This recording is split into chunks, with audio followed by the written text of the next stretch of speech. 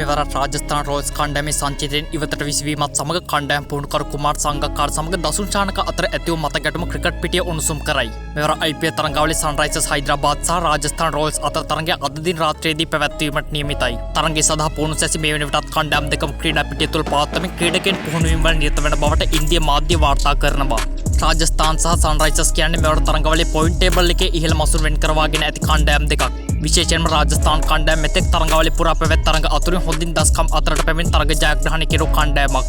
ඒ විතරක් නොව මෙවර තරඟාවලියේ රාජස්ථාන කණ්ඩායම තරඟ 4කට මුහුණ දී ඇති අතර ඔවුන් එම තරඟ සියල්ලම ජයග්‍රහණය කිරීමට සමත් වී තිබෙනවා. සන්රයිසර්ස් කණ්ඩායමත් මේ වන විට තරඟ 4කට මුහුණ දුන්නත් ඔවුන්ට ජයග්‍රහණය කිරීමට හැකි වුණේ නම් එක් තරඟයක් පමණයි. පෙර වසරේ සහ මෙම වසරේ තරඟාවලිය දෙස බැලුවොත් සන්රයිසර්ස් කණ්ඩායම මෙවට ගොඩක් අසාර්ථක කණ්ඩායමක්. පෙර වසරේදී ඔවුන් තරඟයේ පුරාට විශිෂ්ට අයුරින් ලකුණු රැස් කර සහ ලකුණු හඹා යමින් තරඟ ජයග්‍රහණය කරා.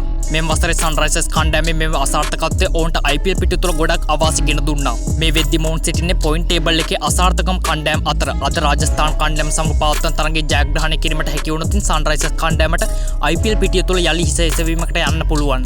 අද තරඟය සඳහා කණ්ඩායම් දෙක මේ වෙනට පිටිය තුළ පුහුණුවීම් වල නිරත වන බවට ඉන්දියා මාධ්‍ය වාර්තා කර තිබෙනවා. ඔවුන් පවසන පරිදි අද තරඟය සඳහා දසුන් චානකව රාජස්ථාන සංචිතයෙන් නම් කර නොමැති අතර අවම දසුන්ගේ නම ඉම්පැක්ට් ප්ලේයර් ලයිස්තුවේවත් නැති බවයි. මෙවර තරඟාවලියේ රාජස්ථාන කණ්ඩායම තරඟ 4ක් ක්‍රීඩා කරත් එම එක් තරඟයකටවත් දසුන් චානකට අවස්ථාවක් ලබා දුන්නේ නැහැ. අඩුම ගානේ ඉම්පැක්ට් ප්ලේයර් කෙනෙක් විදිහටවත් දසුන්ට පිටියට අවතීර්ණ වීමට ඉඩක් ලබා දුන්නේ නැහැ. BSL නොය IPL ගේ දසුන් චානකට මෙතෙක් අත් වූ ඉරණම් කණ්ඩායමේ අනෙක් සංගයන්ට වතුර අදින්න පමණයි. රාජස්ථාන කණ්ඩායමේ ප්‍රධාන පුහුණුකරු ලාංකීය අයෙක් වෙලත් අපේ 20 නායක දසුන්ට මේ ආකාරයෙන් වතුර අදින්න ලබා දෙන්නේ ඇයිද කියන තැන ලාංකීය ක්‍රිකට් රසිකයන්ට තිබෙන්නේ ප්‍රශ්නාර්ථයක්. අපි හැමෝම දන්නවා රාජස්ථාන රොයල්ස් කණ්ඩායම ප්‍රධාන පුහුණුකාරීත්වය දරන්නේ අපේ හිටපු ක්‍රිකට් ක්‍රීඩක කුමාර් සංගක්කාර බව. එහෙම තිබෙන අවස්ථාවක දසුන්ට මේ විදිහට කණ්ඩායම තුළ අඩු සැලකිලි දක්වන එක නම් හොඳ ක්‍රියාවක් නොවන බව රසිකයන්ගේ මතය බවට පත් වී තිබෙනවා.